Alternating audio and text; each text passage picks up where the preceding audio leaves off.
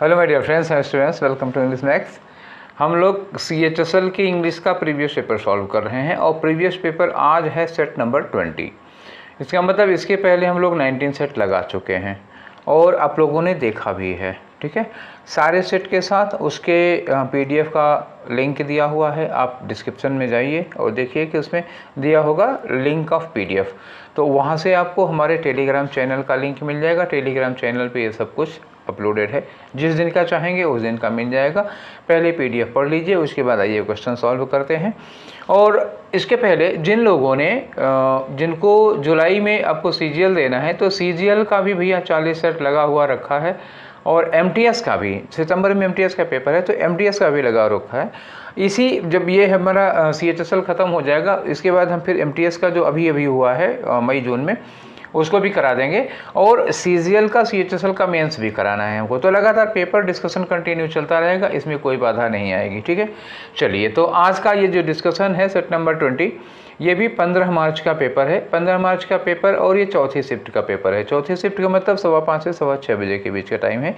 आज 15 मार्च वाले सारे डिस्कशन खत्म हो जाएंगे, फिर हम लोग कल से शुरू करेंगे 16 मार्च का डिस्कशन, ठीक है।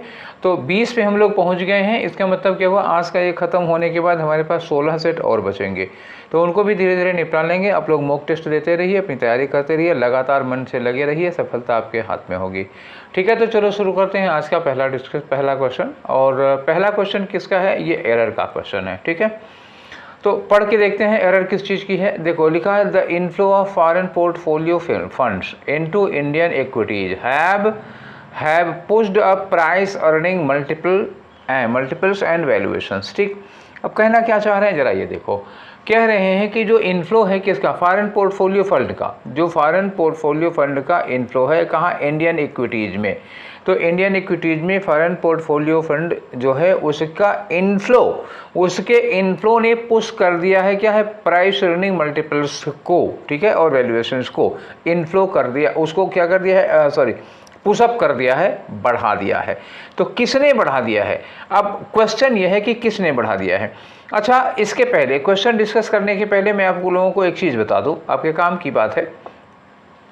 जब आप कोई एरर का क्वेश्चन सॉल्व करते हैं तो मेरा ये सुझाव है कि आप सबसे पहले किस पर अटैक करिए, सबसे पहले आप वर्ब पर अटैक करिए। सबसे पहला काम यही करिएगा, जितनी भी वर्ब लगी हैं उनको चेक करके देख लिए कि क्या ये वर्ब सही है या गलत है।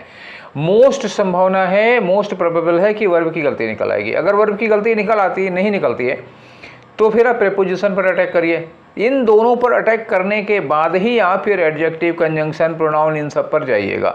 हाँ, अब साफ साफ देखने को मिल रही है कि मोर ग्रेटर दिया हुआ है, तो फिर आप तब ना वर्ब पे अटैक करिए, तब आपको सीधे समझ आ रहा है ग्रेटर के पहले मोर नहीं लगेगा, वो काट लो। कंजंक्शन कहीं इफ बट दोनों लगा हुआ है, तो मतलब एकदम क्लियर साफ साफ नहीं। अगर ढूंढना पड़े तो पहले वर्ब ढूंढो, ठीक है, उसके बाद प्रीपोजिशन पे ढूंढो। तो हम भी सबसे पहले क्या करेंगे, पहले वर्ब पर अटैक करेंगे। तो ये वर्ब जो लगा है हैव पुश्ड किसके लिए लगी है बताओ, इंडियन इक्विटीज ने पुश कर दिया है प्राइस अर्निंग मल्टीपल्स को, या फॉरेन पोर्टफोलियो फंड्स ने पुश कर दिया है, या फॉरेन पोर्टफोलियो फंड के इनफ्लो ने, मतलब क्या हुआ, जब फॉरेन पोर्टफोलियो फंड है वो उसका इंडिया में जो इनफ्लो है उसने बढ़ा दिया, तो बढ़ाया। अब देखो यहाँ दिया है इन दोनों के बीच में, इन दोनों नाउन्स के बीच में क्या लगा है, इनटू। तो हमने आपको पहले भी बताया है, सब्जेक्ट वर्ब एग्रीमेंट में ये चीज़ मैंने क्लियर कर ली है। देखो, जिनका सब्जेक्ट वर्ब एग्रीमेंट क्लियर ना हो या कुछ डाउट हो तो वर्ब वाले उसमें चले जाइए, लिखा होगा एक प्लेलिस्ट बनी होगी वर्ब की, या अलग से भी सब्जेक्ट वर्ब एग्रीमेंट की प्लेलिस्ट बनी हुई है, तो उसको आप देख लीजिए। अगर आपको बहुत जल्दी ना हो, कुछ डाउट क्लियर करने हो तो वो देख डालिए। उसमें दिया है, मैंने बताया था कि अगर कंपाउंड नाउन है और किसी प्रीपोजिशन से जुड़ा हुआ है तो वर्ब किसके लिए लगती है, इस पहले वाले की लगेगी। अब इसको भी ऑफ से कनेक्ट किया गया है, तो मतलब दो ऑफ लगे हुए हैं, मतलब एक नाउन हो गया फिर ऑफ लगा, फिर नाउन हो गया फिर कोई प्रीपोजिशन लगा, मतलब ऑफ इनटू कोई भी लगा है, फिर नाउन लगा, इसके बाद वर्ब लगानी है। तो वर्ब किसके लिए लगेगी, एकदम पहले वाले को, क्योंकि ये दोनों नाउन किससे कनेक्ट हो रहे हैं, ऑफ से, तो ये सबसे पहले चला जाएगा। तो ये जो है किसके लिए लग रही है, इनफ्लो के लिए लग रहा है, ठीक है ना। इंडियन, अगर हिंदी में बनाएंगे क्या होगा, इंडियन इक्विटी में फॉरेन पोर्टफोलियो फंड्स के इनफ्लो ने बढ़ा दिया है। तो किसने बढ़ाया, इनफ्लो ने बढ़ा दिया है, तो इनफ्लो के लिए लगेगा। और इनफ्लो क्या है, ये सिंगुलर सब्जेक्ट है, तो ये हैव की जगह क्या होना चाहिए, हैज होना चाहिए। इनफ्लो के लिए वर्ब लगी है। अब आप वर्ब कहाँ है, किस वाले पोर्शन में दी हुई है। देखिए आपको ये मिलेगा, यहाँ पर हैव दिया हुआ है। मैं ज़रा क्लियर कर दूँ, आपको दिख नहीं रहा होगा ठीक से। तो ये जो हैव है यहाँ पर हैव दिया हुआ, तो आंसर कौन सा होगा, हमको टू वाला लगाना चाहिए। ठीक है, अब आगे बढ़ जाओ अगले क्वेश्चन पे। तो आपका अगला क्वेश्चन क्या है, क्वेश्चन नंबर 2। इसमें क्या करें, वन वर्ड सब्स्टिट्यूशन लगाना है। किसका, rhythmic flow of sounds of words. ठीक है ना, रिदमिक फ्लो, रिदमिक में रिदम होता है क्या, रिदम हो तो एक लय के साथ होनी चाहिए। जब भी कहा जाओगे रिदमिक फ्लो का मतलब क्या हो, उसमें क्या होनी चाहिए, एक लय होनी चाहिए, एक ताल होनी चाहिए। ठीक है, साउंड्स या वर्ड्स, अच्छा ये पोएम में पाया जाएगा, गद्य में तो कोई रिदम होता नहीं है। ठीक है ना, गद्य में रिदम नहीं होता। साउंड और वर्ड की रिदम किस में होती है, पोएम में होती है, सॉन्ग्स में होती है। उसको अंग्रेजी में क्या कहते हैं, कैडेंस कहते हैं। ठीक, जिन लोगों ने पोइट्री नहीं पढ़ी होगी या पोइट्री में मतलब रिदम राइम ये सब नहीं पढ़ा होगा, तो उनको ये वर्ड थोड़ी दिक्कत करेगा। लिटरेचर का वन वर्ड सब्स्टिट्यूशन यहाँ ला के डाल दिया है इन्होंने। कैडेंस का मतलब होता है जब हम जो पोएम पढ़ते हैं तो पोएम में एक सुर होता है, एक ताल होती है, एक गति होती है। उस लय में जब हम लोग किसी चीज़ को गाते हैं या पढ़ते हैं तो उसको कैडेंस कहा जाता है। ठीक है, और क्रेसेंट्स है। क्रेसेंट्स क्या होता है, ये मून से रिलेटेड वर्ड है। क्रेसेंट का मतलब क्या हुआ, ये मून से रिलेटेड वर्ड है। और मून कैसा मून, जब मून हंसिया की तरह, मतलब द्वितीया को या तृतीया को वो हंसिए की तरह दिखाई देता है। देखना चाहोगे, चलो ठीक है, लो देख लो, देख लिया ना, चलो आगे बढ़ते हैं। तो यही जो इस तरह का हंसिए के टाइप का मून होता है उसको हम लोग क्रेसेंट्स कहते हैं। अब आ गया जो क्रेडेंस क्या होता है। क्रेडेंस भैया देखो, क्रेडेंस जो है ना वो क्रेडिट से बना हुआ है, CREDIT। क्रेडिट का मतलब क्या होता है, साख, इकोनॉमिक्स में कहते हैं साख। इसका मतलब क्या हुआ, ये भरोसा होता है, विश्वास होता है, जब हम अपनी बात पे सही रह करके कई बार बनाते हैं, क्रेडिट अर्न करते हैं, उसको कहते हैं क्रेडेंस। तो क्रेडेंस का मतलब क्या कहोगे, क्रेडिट से बना हुआ है, तो क्रेडेंस को हम कह सकते हैं फेथ, मतलब भरोसा जो हमने लोगों का कमाया है वो हो गया। कॉपियस का मतलब क्या होता है, कॉपियस का मतलब होता है प्लेंटी। प्लेंटी का मतलब क्या होता है, कोई चीज़ बहुतायत में हो, प्रचुर में हो, मतलब हमारी ज़रूरत से बहुत ज़्यादा हो। या आप एक वर्ड समझ लीजिए प्रचुर, प्रचुर ना समझिएगा तो प्लेंटी समझ लीजिएगा। ठीक है, आंसर आपका कैडेंस हुआ। बाकी चारों वर्ड के हमने मतलब बता दिए। अब आगे बढ़ते हैं आपके क्वेश्चन नंबर 3 में। क्वेश्चन नंबर 3 में आपको एरर बतानी है, फिर से एक एरर आ गई। चलो, give your self a chance. ठीक है, दो अपने आप को एक मौका दो। किस बात का मौका दो, टू बी डिस्ट्रैक्टेड, कि मतलब क्या हम डिस्ट्रैक्ट हो पाए, किससे, बैड न्यूज़ से। बैड भैया आजकल के लिए तो बहुत ज़रूरी है। व्हाट्सएप यूनिवर्सिटी पे जो कुछ भी न्यूज़ आती है उसमें आधा कचरी जानकारी होती है, उल्टा सीधा कच्चा पक्का सब होता है। तो अपने आप को इस तरह के न्यूज़ से, सोशल मीडिया से कुछ थोड़ा सा डिस्ट्रैक्ट होने के लिए एक चांस ज़रूर दीजिए। अगर आप तैयारी कर रहे हैं तो आपके लिए बहुत अच्छा होगा ये।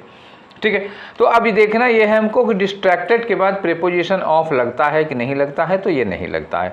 डिस्ट्रैक्टेड के बाद दो प्रीपोजिशन लगता है भाई, देखो एक लगता है बाई और एक लगता है फ्रॉम। ठीक है ना, डिस्ट्रैक्टेड बाई का मतलब होता है जो चीज़ जो तुम्हें डिस्ट्रैक्ट करे।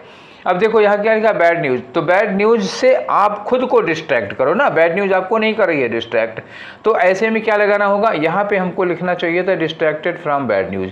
अगर कोई चीज़ आपको डिस्ट्रैक्ट कर रही है तो वो अगर जैसे पैसिव वॉइस में होता ना कि he was distracted by something, तब बाई लगाया जाता। तो डिस्ट्रैक्टेड अगर वर्ब की थर्ड फॉर्म है और पैसिव वॉइस में है तो हम बाई लगा देंगे, और एक्टिव वॉइस में है तो हमें जिस चीज़ से डिस्ट्रैक्ट होना है हम उसके लिए क्या लगाएंगे, फ्रॉम लगाएंगे। ठीक, ऑफ किसी कीमत पर नहीं आएगा। अब आप आंसर ढूंढिए कहाँ होगा, लिखा है ऑफ। ठीक है, तो डिस्ट्रैक्टेड के बाद ऑफ लगा नहीं है। ठीक है, डिस्ट्रैक्टेड में एक्चुअली कोई गलती नहीं, गलती किसमें, ऑफ में है, तो कौन सा आंसर होगा, पहला वाला होगा। चले आगे बढ़ते हैं। अब आया आपका क्वेश्चन नंबर 4। तो क्वेश्चन नंबर 4 में क्या है, क्वेश्चन नंबर 4 में एक इडियम दिया होगा, तो इडियम होगा तो उसकी मीनिंग बतानी होगी। High and dry, high and dry का मतलब क्या होता है, हाई एंड ड्राई का मतलब होता है अबंडेंट। ठीक है ना, अबंडेंट होगा। अबंडेंट का मतलब क्या होता है ना, जब हम किसी चीज़ को त्याग देते हैं, मतलब परित्यक्त। अब हिंदी परित्यक्त तो कुछ ज़्यादा ही अच्छी हो गई। अब क्या कहें आपको, डेजर्टेड कह सकते हो ना, अबंडेंट डेजर्टेड प्लेस होता है जिसको हम छोड़ दिए हैं, जिसको परित्याग करके चले आए हैं, उसको कहते हैं अबंडेंट होगा आपका। ठीक है ना। अब ओकेजनली का मतलब क्या हुआ, मौके मौके, होली, ईद, दशहरा, दिवाली, इस समय पे जो काम होता है ना, तो ओकेजनली कोई चीज़ होती है। फेल्ड का जानते हो, परप्लेक्स क्या होता है, परप्लेक्स मतलब बहुत ही ज़्यादा घबराया हुआ। ठीक है, एकदम नर्वसनेस की पराकाष्ठा होगी एकदम से, मतलब उसको समझ नहीं आ रहा हो क्या करें क्या क्या ना करें, ये परप्लेक्स्ड होता है, हक्का बक्का जो सूझ ना रहा हो कि क्या करना है। ठीक है, तो निशान तो कहीं पे लगा हुआ है सब सही सही का, आपको कन्फ्यूजन होगा। तो मैं एक बार फिर से कह देता हूँ, हाई एंड ड्राई की मीनिंग जो होगी वो क्या होगी, अबंडेंट, और अबंडेंट का मतलब होता है त्यागा हुआ, परित्यक्त। ठीक है, परित्यक्त कुछ ज़्यादा तो नहीं स्टैंडर्ड हो गई। ठीक है, आ जाओ अपने क्वेश्चन नंबर 5 पे। तो क्वेश्चन नंबर 5 में क्या है भैया, देखो एक सेंटेंस बताओ इसमें से जिसमें कोई स्पेलिंग एरर ना हो। ठीक है, तो सेंटेंस पढ़ो पहले। वेल डन, वेल डन में वेल ही गलत हो गया, WELL होगा, तो इनको तो कम यहीं छोड़ दो। आगे बढ़ते हैं, a well done introduction grabs, ये ग्रैब्स गलत हो गया। ग्रैब में स्पेलिंग क्या होती है, GRAB होती है, तो GRAB उसमें S लगा लो, ग्रैब्स हो गया। ठीक है, तीसरा आ जाओ, अ वेल डन इंट्रोडक्शन, ये इंट्रोडक्शन भैया है, इंट्रोडक्शन नहीं होता, तो तीसरा भी गलत हो गया। अब आप चौथा तो मानेंगे ही मानेंगे। क्रॉस चेक करना चाहते हो तो ये वेल डन भी सही है, इंट्रोडक्शन भी सही है, ग्रेप्स भी सही है और रीडर भी सही है, तो ये चौथा वाला आंसर हो गया। आगे बढ़ जाते हैं अपने क्वेश्चन नंबर 6 की ओर। क्वेश्चन नंबर 6 में क्या है, आपको बताना है जेब की क्या सेम मीनिंग। तो जेब का मतलब क्या होता है, मजाक। ठीक है ना, मजाक तो समझ ही रहे होगे, इतनी आसान हिंदी तो और हम नहीं बता पाएंगे। मजाक होता है, ठीक है ना। मजाक का सिमिलर वर्ड होता है क्विप। ठीक है, क्विप मतलब भी होता है मजाक। बाकी और वर्ड्स हैं, क्वेरल का मतलब होता है कलह, झगड़ा, वो तो आप जानते ही होंगे। क्विट का मतलब होता है कोई चीज़ त्याग देना, जैसे गांधी जी ने मूवमेंट चलाया था, क्विट इंडिया मूवमेंट, भारत अंग्रेजों भारत छोड़ो, त्याग दो, तो क्विट करना हो जाता है। क्विक का मतलब वही होता है जल्दी जल्दी। ठीक है, तो आंसर आपका कौन सा हुआ, 2 वाला हो गया।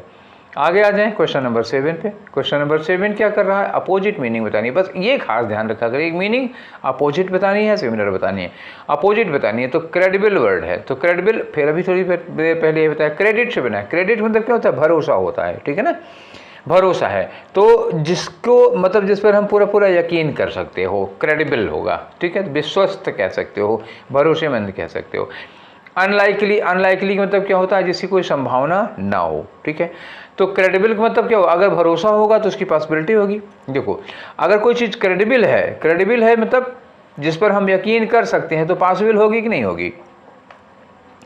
जैसे सूरज पश्चिम से निकलता है, ये क्रेडिबल है, पॉसिबल है, तो क्रेडिबल है। ठीक है, सॉरी क्या बोला था मैंने, सूरज पश्चिम से पूरब से सूरज पूरब से निकलता है, ये मतलब ये क्रेडिबल बात है, तो पॉसिबल है। जो पॉसिबल है वो क्रेडिबल है, जो इम्पॉसिबल है वो क्रेडिबल नहीं है।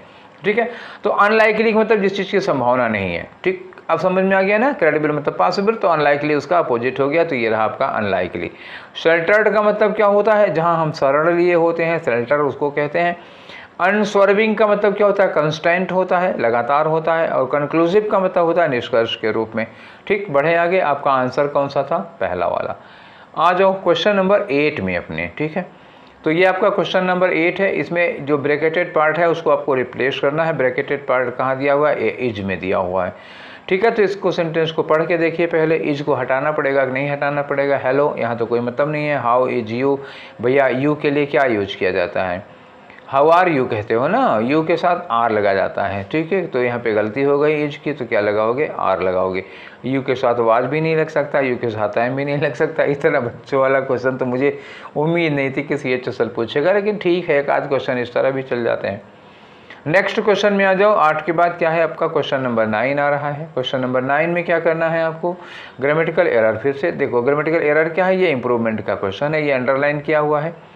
देखो, इंप्रूवमेंट 2 तरह का पूछे, कभी ब्रैकेटेड पार्ट है, कभी अंडरलाइन किया हुआ है। तो ये अंडरलाइन किया हुआ है, इसके पहले ब्रैकेटेड था। ठीक है, अंडरलाइन में देखो जितना पोर्शन अंडरलाइन किया गया है, हमको उसी में केवल ढूंढना है और ज़्यादा नहीं ढूंढना है। तो लिखा है, he always checks the weather in the morning. ठीक है, वो सुबह सुबह हमेशा मौसम चेक करता है। ठीक है, वेदर को चेक करता है बिफोर ही लीव्स, इससे पहले कि वो घर निकले फॉर वर्क। मतलब क्या हुआ, काम पर जाने के लिए जब आदमी घर से निकलता है तो मौसम को चेक करके निकलता है। तो हमें यहाँ केवल देखना है कि before he leaves for working, तो लीव्स फॉर वर्किंग नहीं होता भैया, लीव्स फॉर वर्क होता है। यहाँ वर्क क्या है, नाउन के लिए लगा हुआ है।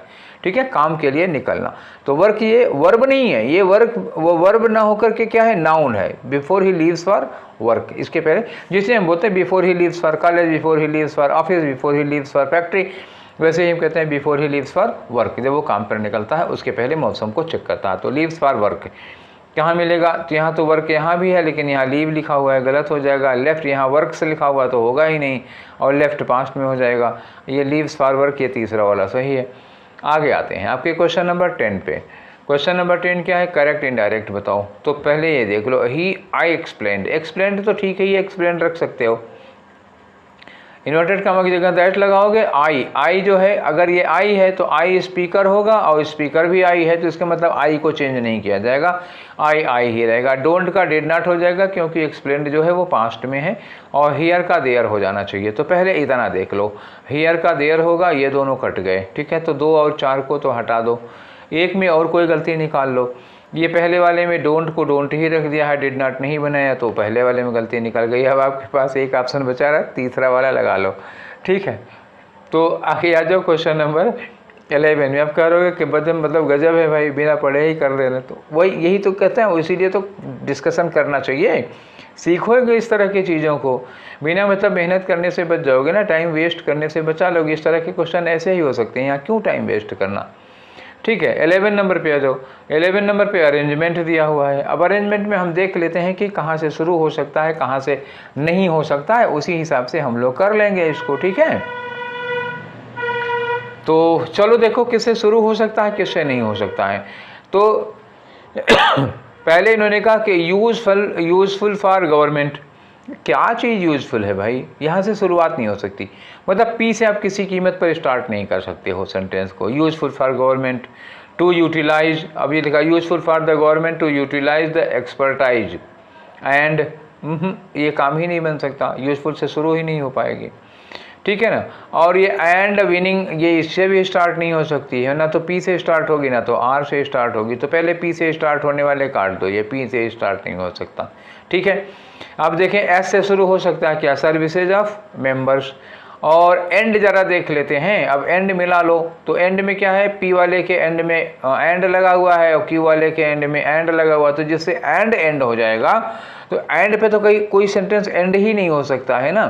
तो क्यू से एंड, सॉरी एंड से एंड नहीं हो सकता, मतलब क्यू से एंड नहीं हो सकता, तो इसके एंड में क्यू लगा हुआ है, इनकी भी कहानी खत्म हो गई।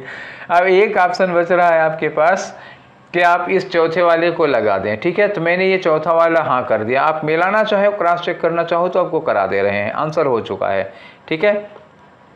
QPSR, तो चलो क्यू से स्टार्ट करो। In the present international scenario, आज का जो विश्व का परिदृश्य है, अंतर्राष्ट्रीय परिदृश्य है, उसमें इट इज़ नेसेसरी, देखो नेसेसरी लगा, इट इज़ नेसेसरी एडजेक्टिव है, एंड नेसेसरी एंड यूजफुल, ठीक है। तो नेसेसरी एंड के साथ यूजफुल कनेक्ट हो गया, तो क्यू के साथ पी कनेक्ट हो गया, आराम से कनेक्ट हो गया। फॉर, यूजफुल फॉर, मतलब ये हो गया ना क्या चीज़ है, इन्होंने कहा it is necessary and useful for government to utilise the expertise and, expertise मतलब क्या हुआ, एकदम योग्यता कुशलता। अब एंड लगाओगे तो एक्सपर्टाइज के साथ एंड लगा के क्या जोड़ोगे, एंड यहाँ एंड लगा है तो इस एंड को तो जोड़ नहीं पाओगे ना, एंड में एंड कनेक्ट नहीं होगा, तो फिर क्या करोगे, एंड सर्विसेज। तो एक्सपर्टाइज के साथ सर्विसेज कनेक्ट हो रहा है, expertise and services of members of parliament effectively for sensitising. तो फॉर सेंसिटाइजिंग लगा दो। अब लगा दो सेंसिटाइजिंग, यहाँ लगा, ये वर्ब की एनजी फॉर्म है, एंड के साथ ये विनिंग वर्ब की एनजी फॉर्म है।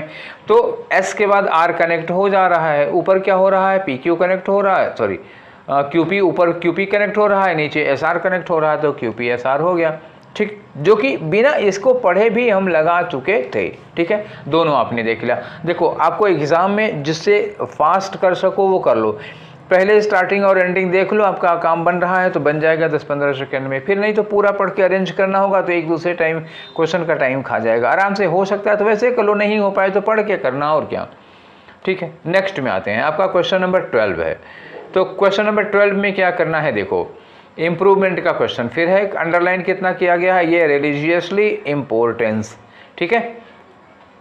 क्वेश्चन है there are a number of places, ठीक है, बहुत सारे प्लेसेज हैं, कोई बात नहीं। आप हिस्टोरिकल आर रिलीजियसली इम्पोर्टेंस, पहले बात तो ये देख लो, इम्पोर्टेंस नाउन है, इसके पहले हमें क्या चाहिए, एडजेक्टिव चाहिए। और ये देखो और कंजंक्शन है, और से जुड़े हुए ये दोनों वर्ड हैं।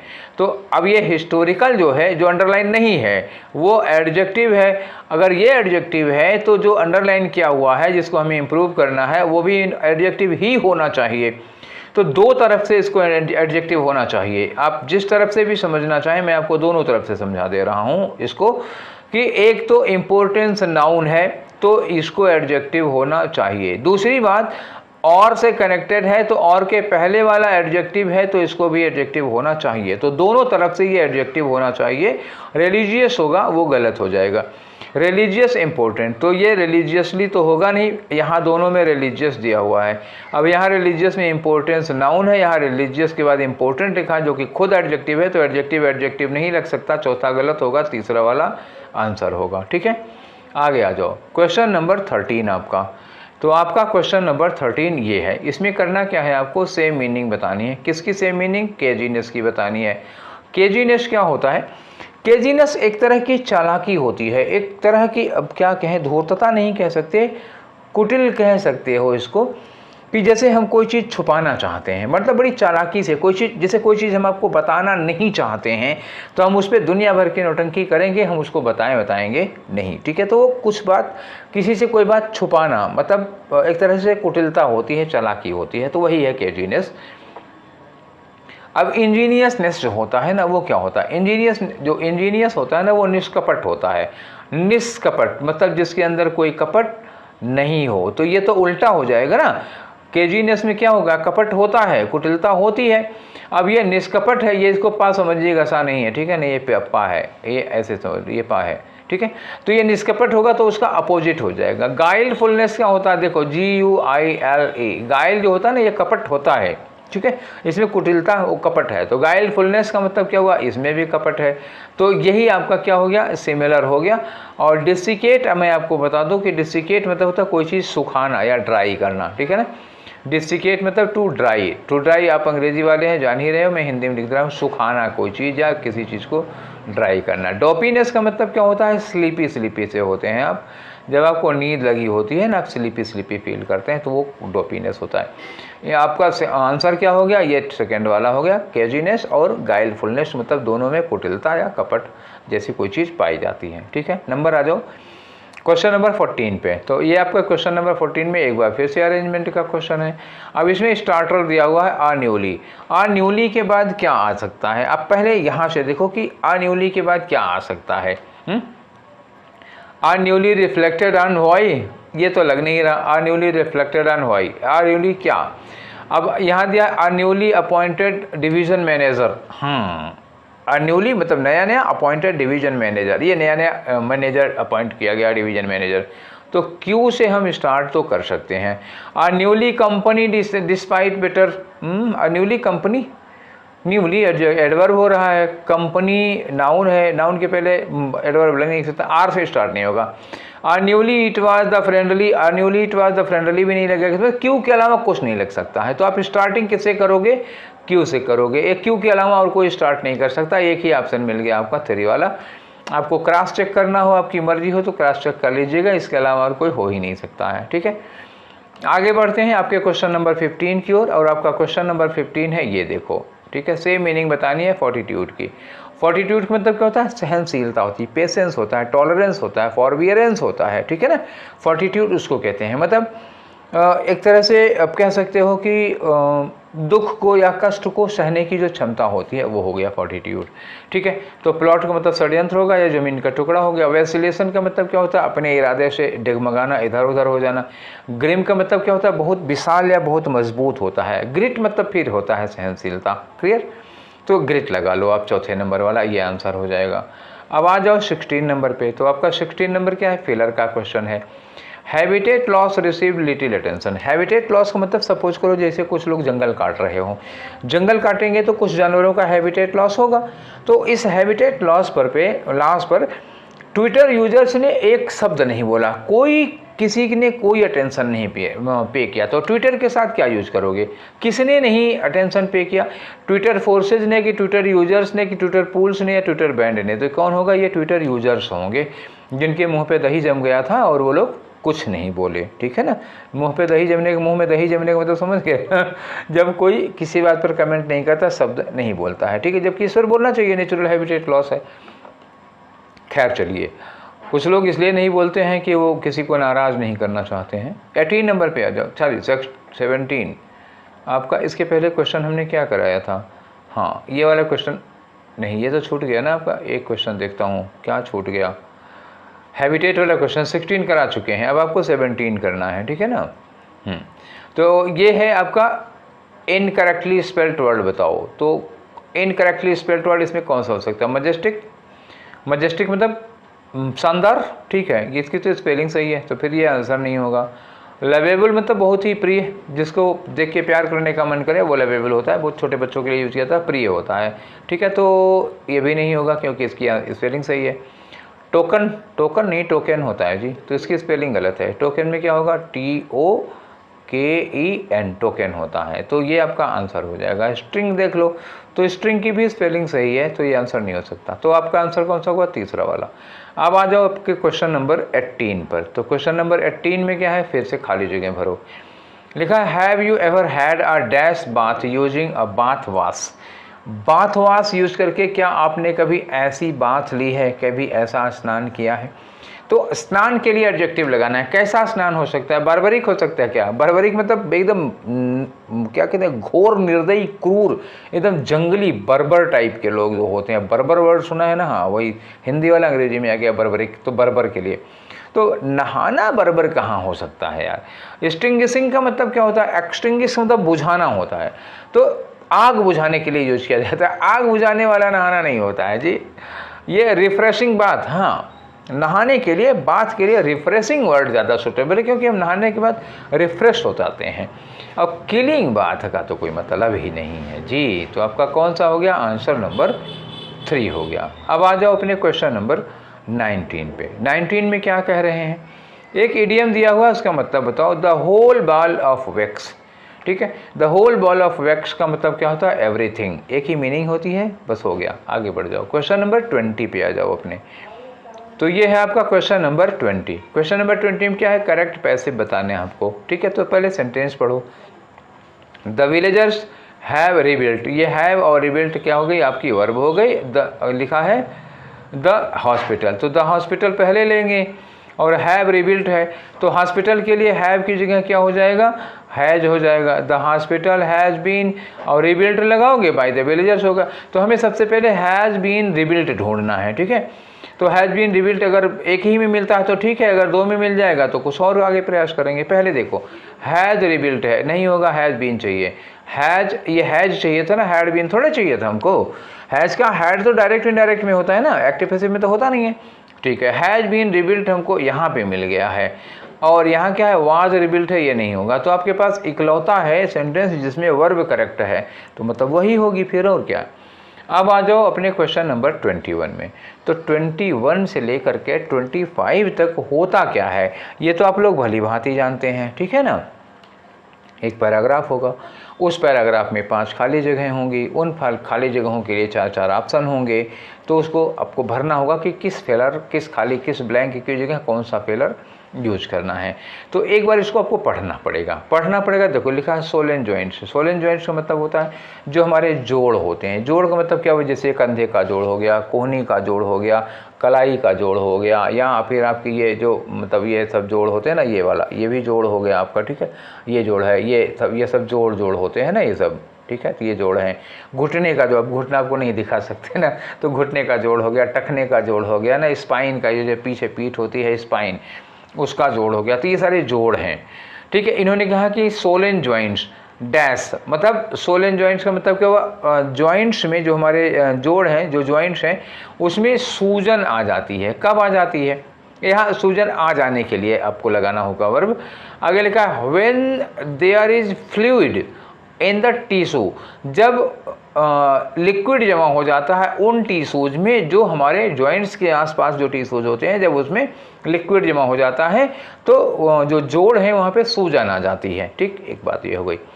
आगे कह रहे हैं कि it can be very dash, ये बहुत डैश हो सकता है। अब कैसा हो सकता है? दर्द वाला हो सकता है, तो कुछ इस तरह की चीज़ आएगी। And can make it difficult to move. हाँ, अब आगे लिख रहे हैं कि ये चलने फिरने में, मूवमेंट करने में, मूव द अफेक्टेड जॉइंट्स, जो अफेक्टेड जॉइंट है जिनमें सोलिंग हुई है, उनको मूव करने में कठिनाई हो सकती है। तो अब एंड के बाद कठिनाई कर रहे हैं, तो एंड के पहले भी कठिनाई ही जैसा कोई चीज़ आनी चाहिए कि नहीं आनी चाहिए। ये हो गया। इन द सम केसेज, कुछ ऐसी केसेज हैं ऐसे जिसमें स्वेलिंग में cause affected joints to increase in size, तो जो स्वेलिंग जॉइंट्स हैं, जो जिन जॉइंट्स में स्वेलिंग है, जो उससे अफेक्टेड हैं, वो क्या होते हैं कि इंक्रीज इन साइज, जो कभी कभी साइज में इंक्रीज हो जाते हैं, बड़े हो जाते हैं, और appear to be an old dash, और ये देखने में ओल्ड पुराने डैश जैसे लगते होंगे। अब कैसे लगते होंगे, ऑप्शन मिलेगा तब। ज्वाइंट पेन एंड स्वेलिंग, मतलब जो ज्वाइंट में पेन हो रहा है, जो जोड़ों में दर्द हो रहा है, और जो स्वेलिंग है, can affect more than one dash at a time, तो एक से ज़्यादा ज्वाइंट्स को प्रभावित कर सकते हैं। तो यहाँ पर तो 4 नंबर पे ज्वाइंट ही लगेगा। कह रहे हैं कि एक जैसे जो ज्वाइंट पेन है, जो ज्वाइंट स्वेलिंग है, वो एक से ज़्यादा ज्वाइंट्स पर एक साथ हो सकता है। हो सकता है आपका केवल एक घुटना दर्द करे, हो सकता है आपकी घुटना, कोहनी, कंधा सब दर्द कर रहा हो, तो ये ऐसा हो सकता है, एक ही जगह हो या एक से अधिक जगह पे हो। द मोस्ट कॉमन ज्वाइंट्स, जो मोस्ट कॉमन ज्वाइंट्स जो अफेक्टेड होते हैं, अब यहाँ लिखा ना डैश बाय पेन, तो डैश बाय पेन, अब देखो डैश बाय पेन में यहाँ पे 10 जगह इन्होंने कम से कम यूज किया है अफेक्टेड अफेक्टेड अफेक्टेड। देखो हम देख रहे हैं, एक देखा यहाँ लिखा है ना अफेक्टेड ज्वाइंट्स, ठीक है, ये देखो अफेक्टेड ज्वाइंट्स यहाँ लिखा है इन्होंने, और चलो ठीक है, अभी इतने में हमको 2 जगह तो दिखाई दे गया साफ साफ। तो अफेक्टेड ज्वाइंट्स यहाँ तो ये इन्होंने बताया ना कि the most common joints to be dash मतलब अफेक्टेड हो जाएगा किससे, बाय पेन एंड स्वेलिंग और एल्बो। कहाँ कहाँ, एल्बो वाला ज्वाइंट जो होता है वहाँ होता है, रिस्ट कलाई वाला होता है, शोल्डर कंधे वाला होता है, the base of spine, spinal cord के जो हमारी रीढ़ की हड्डी होती है उसके नीचे वाला पोर्शन होता है, नकल्स मतलब ये होता है, ये जो मोड़ नहीं होता जहाँ पे आप उंगलियां चटकाते हैं, जैसे ये बोलते हैं ना उंगली, ये तो जहाँ उंगली चटकाते हैं, उंगली फोड़ते हैं, उसी वाले को नकल कहते हैं। हिप जॉइंट्स हो गए, नी जॉइंट घुटने का हो गया, एंकल का हो गया, ठीक है। तो ये इतने जॉइंट्स की बात हो रही है। अब चलो हम लोग शुरू करते हैं एक एक करके भरना, ठीक है, अब आसान हो जाएगा। पहले मैंने कहा कि सोलन जॉइंट्स कब होता है, जब आपके जॉइंट के आसपास के टिश्यूज में लिक्विड भर जाता है, तो मतलब ये घटना घटित होने के लिए लगा। तो सोलन जॉइंट्स सप्रेस नहीं, सोलन जॉइंट्स हैपन, हाँ बिल्कुल, सोलन जॉइंट्स हैपन मतलब सूजे हुए जॉइंट्स, ये होता हमारे शरीर में, ये घटना घटित होती है, ये चीज़ तब मतलब टेक प्लेस करती है। तो प्रॉम्प्ट और प्रोड्यूस के लिए लगाओगे ही नहीं, ठीक है। सोलन जॉइंट्स हैपन, प्रोड्यूस में तो कोई और करता होगा तब ये होता है ना, घुटने खुद सूज जाते हैं, तो प्रोड्यूस नहीं कर रहे हैं, घुटने कुछ प्रोड्यूस नहीं कर रहे हैं, बल्कि घुटनों में कुछ हो रहा है, तो ऑकर, ये एक घटना, एक सिनेरियो होता है, ठीक है। नेक्स्ट पे आ जाओ आप अपने, तो आपका सेकंड नंबर का फिलर कौन है, ये आपका सेकंड नंबर का फिलर है। वेरी क्या होगा बताओ, तो ये जो सोलन जॉइंट्स हैं वो कैन बी वेरी डैश, और आगे लिखा है कि चलने फिरने में डिफिकल्टी करेंगे, तो कैन बी वेरी स्नग हो जाएगा। क्या स्नग का मतलब कंफर्टेबल होगा, तो अब भैया ये कंफर्ट, घुटने सूजे हैं, दर्द हो रहा है, कंफर्टेबल तो हो नहीं सकता, तो बिल्कुल नहीं होगा। कन्वीनियंट सुविधाजनक होगा, अरे यार घुटने, अब ये तो एकदम बेवकूफ़ी हो जाएगी ना। प्लीजेंट सुखद भी नहीं होगा, क्या होगा, अनकंफर्टेबल होगा, एक ही वर्ड यही लग सकता है। आगे आ जाओ नेक्स्ट वाले पे, ठीक है। तो आपका नेक्स्ट वाला क्या है, फिलर नंबर 3 हो गया। ऑड क्या होगा बताओ, ठीक है। तो कैन अपीयर, ये जो होगा दर्द करेगा उस साइज में, यहाँ लिखा है ना अफेक्टेड जॉइंट जो होता है वो टू इंक्रीज इन साइज, वो साइज में बड़ा हो जाता है, या अपीयर टू बी एन, और कभी कभी देखने में क्या लग रहा है, ऑड डैश की तरह, ऑड शेप हो सकता है, ऑड कलर, अब मेरे कलर और ऑर्डर मतलब गंध हो गई, स्मेल, ऑडियो ये सब नहीं होगा। ऑर्डर जो होता है ना कि मतलब खराब, एक ऑड शेप ले सकता है अगर सूजन हो जाएगी तो, ठीक है। नेक्स्ट पे आ जाओ, आपका फिलर नंबर 4, फिलर नंबर 4 में यहाँ तो मैंने बोला ही था कि एक साथ कई ज़्यादा जॉइंट्स में ऐसा हो सकता है, एक से ज़्यादा कई सारे मसल्स में, टिश्यूज में, वेंस में या जॉइंट में। तो जॉइंट में सूजन की बात चल रही है तो जॉइंट ही होगा कि नहीं होगा। अब आगे आ जाओ आखिरी वाले पर, ठीक है। तो ये आपका आखिरी वाला, देखो आइसक्रीम वाला आ गया, ठीक है। तो कोई बात नहीं है, रात का समय है, आइसक्रीम के लिए लालच मत करो। तो आखिरी में क्या लगेगा, 5 वाले पे क्या लगाना है हमको, यहाँ पे the most common joints to be dash by pain, तो अफेक्टेड लगाओ, और क्या, इतनी जगह तो मैंने कहा था ना, यहाँ भी देखो अफेक्टेड लगा, ये भी लगा अफेक्टेड, तो मोस्ट कॉमन क्या होगा, अफेक्टेड ही लगा सकते हो यहाँ पर, इसके अलावा और कुछ नहीं लगा सकते। तो अगर थोड़ा ध्यान दो तो वर्ड्स इसी में मिल जाते हैं, यहीं पे सजेस्ट किया हुआ, पहले वाले बाद वाले में रिलेशन लगाओ, समझो। हाँ लेकिन एक बात जरूर है, ये तभी हो पाएगा जब आपको क्लोज टेस्ट समझ में आएगा। If you are unable to understand the sense of passage you can't fill, ठीक। पहले तो आप अपनी रीडिंग को बहुत अच्छा करो, पैसेज का मतलब उसका सेंस को समझो, ठीक है, समझ पे आना वो बहुत ज़रूरी है। इसके लिए आप अपनी रीडिंग को बढ़ाइए, खूब रीडिंग करिए, खूब रीडिंग करिए, खूब रीडिंग करिए, धीरे धीरे सब अपने आप समझ में आने लगता है। ठीक है, भाषा हैबिट की चीज़ है, रूल्स और ग्रामर्स की चीज़ नहीं है। ठीक है, तो हम लोगों ने 25 क्वेश्चन ये वाले भी कर लिए। आज कौन सा सेट था? सेट नंबर 20 था। ठीक है, तो 16 सेट और बचे हुए हैं, धीरे धीरे हम लोग वो भी कर लेंगे। अब अपनी ओर से जो मॉक टेस्ट मैंने बताया था, आप मॉक टेस्ट लगाते रहिए, प्रीवियस पेपर लगाते रहिए, और जो इसमें वोकैब वगैरह जो मिल रही है उनको नोट करते चलिए। कुछ ऐसी चीज़ मुँह से निकल जाती है कभी कभी जो आपको आगे चल के काम आएगी, उसको नोट करते रहिएगा, वीडियो पॉज कर लिया करिए। ठीक है, जब आपको काम की चीज़ कुछ नहीं मिल रही तो उसकी स्पीड फास्ट कर लीजिए। ठीक है, तो ये सब तो खैर आप लोग कर ही ले रहे होंगे। चलो ठीक है, तो ये सेशन वहीं पर वाइंड अप करते हैं, फिर मिलेंगे हम लोग कल नेक्स्ट वाले सेशन में सेट नंबर 21 के साथ। Till then take care, thank you.